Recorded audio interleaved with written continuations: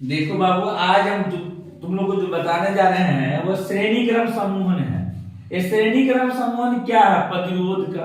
प्रतिरोध किसको कहते हैं? सबसे पहले जो विद्युत धारा के प्रवाह में, विद्युत धारा के प्रवाह में अवरोध उत्पन्न करता है, उसे प्रतिरोध कहते हैं। तो आज प्रतिरोध का श्रेणी क्रम समूहन क्या है? वैसा समूहन जिसमें पहले प्रतिरोध का मान दूसरे के परस से, पहले का मान दूसरे के परस से, दूसरे के मान तीसरे के परस से जुड़ा रहता है, ऐसे समूहन को श्रेणी क्रम समूहन कहते हैं। श्रेणी क्रम समूहन क्या है? प्रतिरोधों का वैसा समूहन जिसमें पहले प्रतिरोध का माइनस ऋणात्मक ध्रुव दूसरे के परस से, दूसरे का माइनस तीसरे के परस के ऋणात्मक ध्रुव से जुड़ा रहता है। इस प्रकार के संयोजन को श्रेणी क्रम संयोजन कहते हैं। परिभाषा आराम से हम लोग लिख लेंगे। अब प्रूफ करना है r बराबर इतना, तो हम इसको प्रूफ कर रहे हैं, प्रूफ करने जा रहे हैं।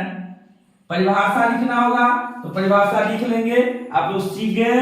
अब यहाँ प्रूफ करना है, लिखेंगे माना R1 R2 R3 तीन प्रतिरोधों को श्रेणी क्रम में जोड़ा गया है। माना R1 R2 R3 तीन प्रतिरोधों को श्रेणी क्रम में जोड़ा गया है, जिसका विभवांतर V1 V2 V3 है। I विद्युत धारा प्रवाहित होता है। हम यहां लिखते हैं माना R1 R2 R3 तीनों प्रतिरोधों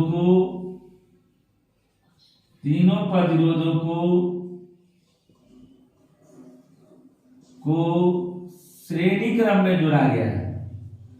श्रेणी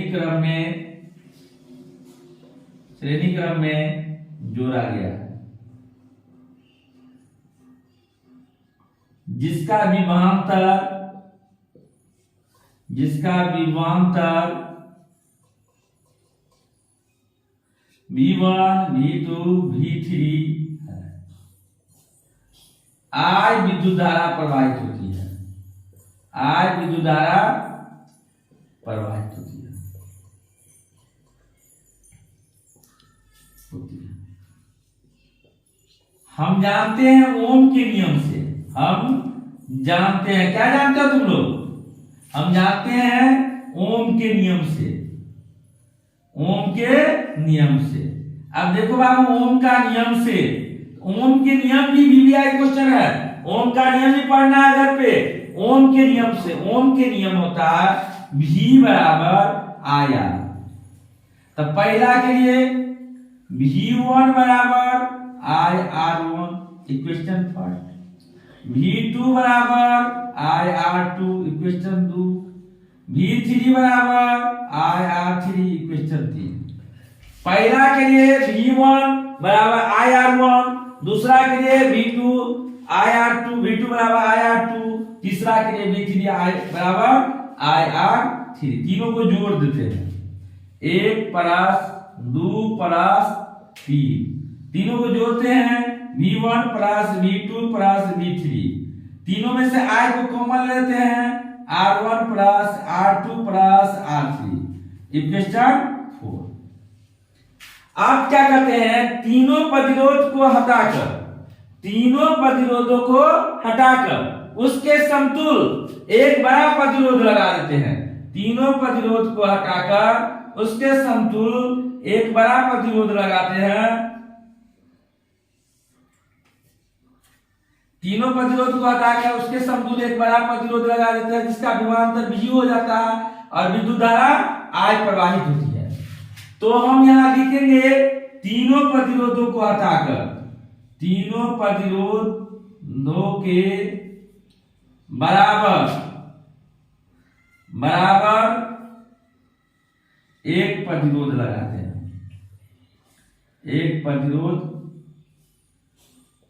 लगाते हैं।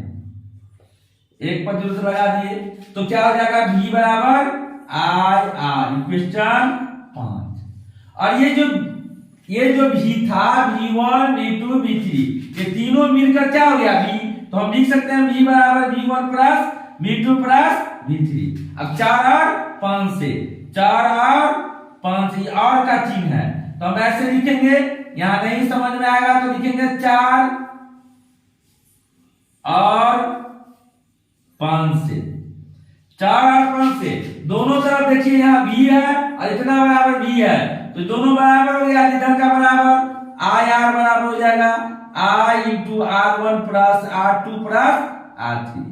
इस तरह से i काट देंगे, r बराबर हो जाएगा r1 plus r2 plus r3, और मेरा ये प्रूफ हो गया। फिर से सुने हम लोग, यहां से शांतिपूर्वक सुनो, हो सकता है इस बार पूछ सकता है क्योंकि बीबीआई क्वेश्चन है। प्रतिरोध का श्रेणी क्रम समूहन क्या है? वैसा समूहन जिसमें पहले प्रतिरोध का ऋणात्मक ध्रुव दूसरे के धनात्मक से, दूसरे का ऋणात्मक तीसरे के धनात्मक से जुड़ा होता है, उस प्रकार के समूहन को श्रेणी क्रम समूहन कहते हैं। अब इसका प्रूफ करने जा रहे हैं। माना R1, R2, R3 तीनों प्रतिरोधों को श्रेणी क्रम में जोड़ा गया है, जिसका विभवांतर V1, V2 और V3 है। I विद्युत धारा प्रवाहित होती है, हम जानते हैं ओम के नियम से, बार बार कह रहे हैं कि सर ओम का नियम भी रहेगा, तो ओम के नियम से V बराबर आया। ओम का नियम क्या जानते हो तुम लोग? तुम कह सकते हो? बताओ। नहीं, तुम पढ़ लो, ओम का नियम नहीं आता है तो ध्यान से देख लो।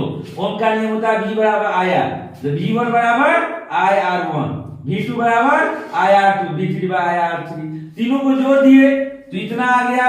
अब क्या कहते हैं, तीनों प्रतिरोध को हटा के, तीनों को हटा देंगे, एगो वेपर लाइट लगा देंगे। तो वेपर लाइट लगाना है, उसका प्रतिरोध R हो गया, विभवांतर V हो गया, इससे V बराबर IR, दोनों को बराबर कर देंगे क्वेश्चन, इससे I कट गया, R बराबर R1 plus R2 plus R3। इस तरह हम लोग प्रूफ कर लेंगे। ये 2 नंबर का क्वेश्चन पूछेगा, हम लोग बना लेंगे आसानी से।